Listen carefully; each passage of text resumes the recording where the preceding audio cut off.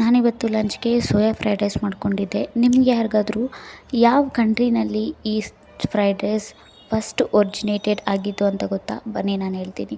ಇದು ಒರ್ಜಿನೇಟೆಡ್ ಆಗಿರೋದು ಚೈನಾದಲ್ಲಿ. ಆ್ಯಂಡ್ ಇದನ್ನು ಯಾಕೆ ಕಂಡುಹಿಡಿದ್ರು ಅಂದರೆ, ನೈಟ್ ಮಿಕ್ಕಿರೋ ಅನ್ನ ವೇಸ್ಟ್ ಆಗಬಾರ್ದು ಅಂತ ಈ ಫ್ರೈಡ್ ರೈಸ್ ಕಂಡುಹಿಡಿದ್ರು. ಹೇಗೆ ನಾವು ಚಿತ್ರಾನ್ನ ಮಾಡ್ಕೋತೀವಿ ಆ ಥರ. ಆ್ಯಂಡ್ ಇದು ಒಂದೊಂದು ಕಂಟ್ರಿನಲ್ಲಿ ಒಂದೊಂದು ಥರ ಮಾಡ್ಕೊತಾರೆ. ಇಂಡೋನೇಷ್ಯಾನಲ್ಲಿ ಸ್ವೀಟ್ ಫ್ಲೇವರ್ಡ್ ರೈಸ್ ಆಗಿ ಮಾಡ್ಕೋತಾರೆ, ಥೈಲ್ಯಾಂಡಲ್ಲಿ ಜಾಸ್ಮಿನ್ ರೈಸ್, ಹಾಗೆ ಇಂಡಿಯಾದಲ್ಲಿ soya sauce and green chillies with home made masalas ಹಾಕ್ತೀವಿ.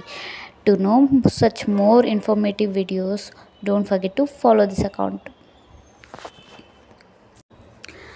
ನಾನಿವತ್ತು ಲಂಚ್ಗೆ ಸೋಯಾ ಫ್ರೈಡ್ ರೈಸ್ ಮಾಡ್ಕೊಂಡಿದ್ದೆ. ನಿಮ್ಗೆ ಯಾರಿಗಾದರೂ ಯಾವ ಕಂಟ್ರಿನಲ್ಲಿ ಈ ಫ್ರೈಡ್ ರೈಸ್ ಫಸ್ಟ್ ಒರ್ಜಿನೇಟೆಡ್ ಆಗಿದ್ದು ಅಂತ ಗೊತ್ತಾ? ಬನ್ನಿ ನಾನು ಹೇಳ್ತೀನಿ. ಇದು ಒರ್ಜಿನೇಟೆಡ್ ಆಗಿರೋದು ಚೈನಾದಲ್ಲಿ. ಆ್ಯಂಡ್ ಇದನ್ನು ಯಾಕೆ ಕಂಡುಹಿಡಿದ್ರು ಅಂದರೆ, ನೈಟ್ ಮಿಕ್ಕಿರೋ ಅನ್ನ ವೇಸ್ಟ್ ಆಗಬಾರ್ದು ಅಂತ ಈ ಫ್ರೈಡ್ ರೈಸ್ ಕಂಡುಹಿಡಿದ್ರು. ಹೇಗೆ ನಾವು ಚಿತ್ರಾನ್ನ ಮಾಡ್ಕೋತೀವಿ ಆ ಥರ. ಆ್ಯಂಡ್ ಇದು ಒಂದೊಂದು ಕಂಟ್ರಿನಲ್ಲಿ ಒಂದೊಂದು ಥರ ಮಾಡ್ಕೊತಾರೆ. ಇಂಡೋನೇಷ್ಯಾನಲ್ಲಿ ಸ್ವೀಟ್ ಫ್ಲೇವರ್ಡ್ ರೈಸ್ ಆಗಿ ಮಾಡ್ಕೋತಾರೆ, ಥೈಲ್ಯಾಂಡಲ್ಲಿ ಜಾಸ್ಮಿನ್ ರೈಸ್, ಹಾಗೆ ಇಂಡಿಯಾದಲ್ಲಿ soya sauce and green chillies with home made masalas ಹಾಕ್ತೀವಿ. To know such more informative videos, don't forget to follow this account.